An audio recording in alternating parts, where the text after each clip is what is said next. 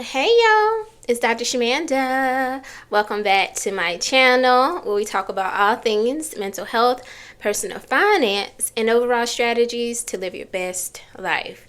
Alright guys, welcome back to my channel. Today is day 4 of 28 and I am on a journey or a challenge to give you guys money education over the next 28 days. Yeah, that's right. So I'm answering questions or responding to different topics around money, life transitions, mental health and money, basically. Okay, seriously.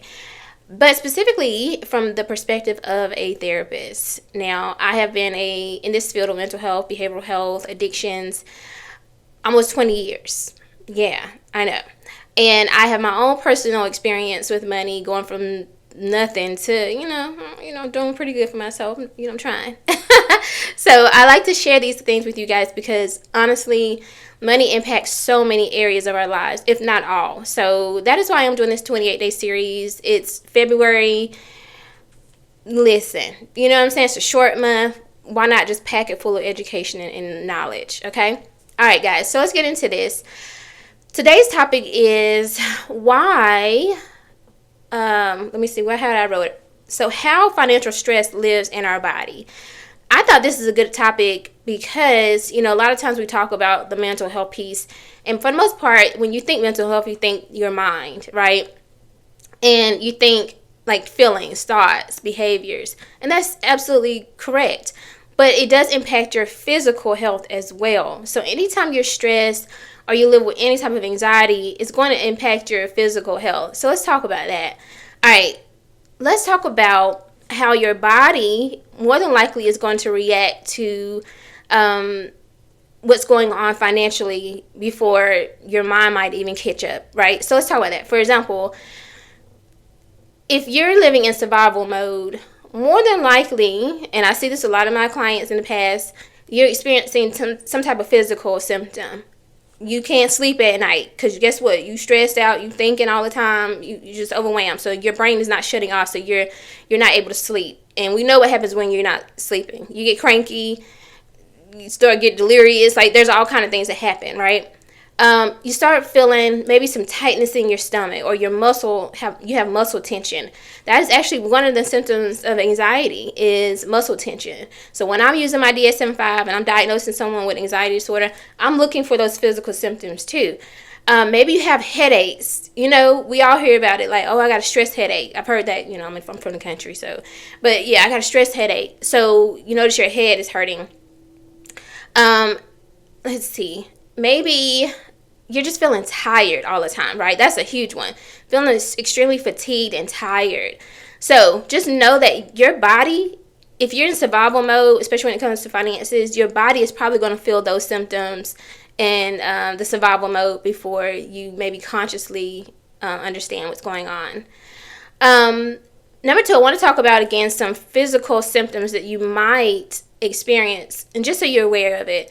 So we call this GI symptoms, right? I think this is what I got it here. So GI distress. So that's, again, the stomach issues. Have you ever worked a job, be honest, you know what I'm talking about, Sunday night hit, not even Sunday night, I'm talking about Sunday morning, Sunday afternoon, you start feeling this tightness in your stomach, you feeling like just bubbling up. And it's not that because you ate tacos and nothing like that, you know what I'm saying? It's just like this tension, this weird feeling in your stomach. And we call that like the Sunday scaries.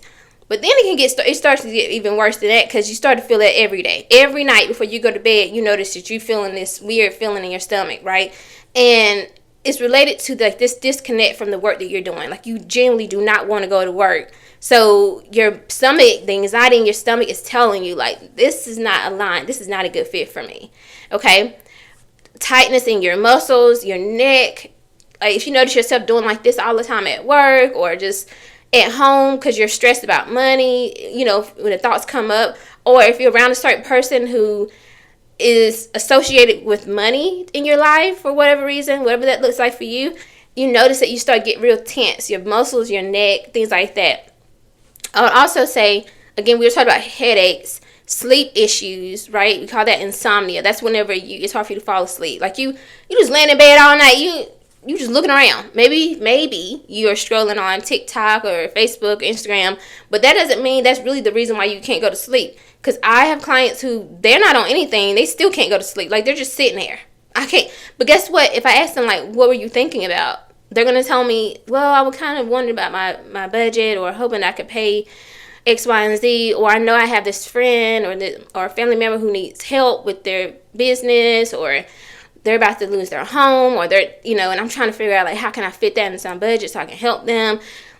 So we can tie that insomnia to the anxiety or the stress around money, okay? Now, chronic financial stress leads to burnout. Now, burnout is a whole thing that I work specifically with my clients on, because once you get to that point, it's hard. I'm just going to be honest. I'm not even going to sugarcoat this. It's really hard to come back from burnout, because what we think is that, like, it's just you're tired. You just push yourself to the limit and you're just literally burnt out, like the name of it, right? But it's a deeper thing it's so much deeper than that. Like, you are very apathetic about things. Like, you don't even care no more. Like, I don't care. You know what? Take the house, take the car, everything. Baby, I don't care. I'm done. I don't care. But you still show up because you know logically, like, okay, I still got to do this. But you are hanging on.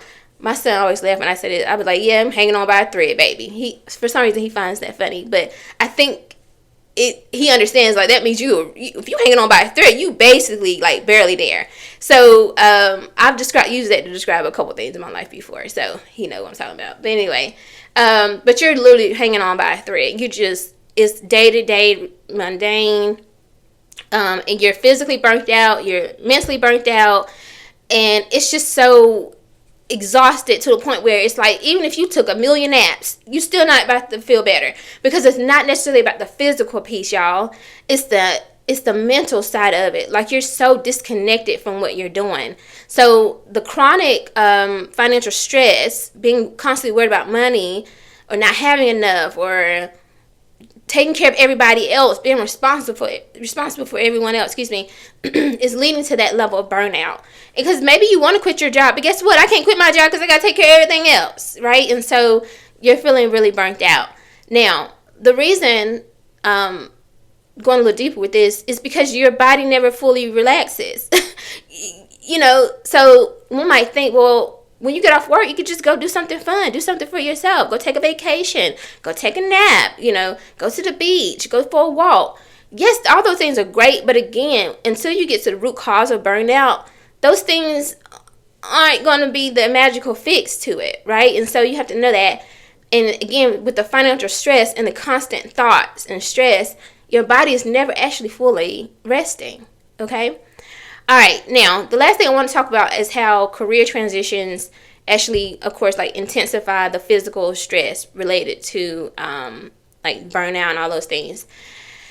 Why? I mean, it's kind of logical. It kind of just is, like, self-explanatory. If you're going through any type of career transition, whether you're quitting your job, maybe you're starting a new job, and now you just found out that you're in, like, the worst department of the whole building or whole business.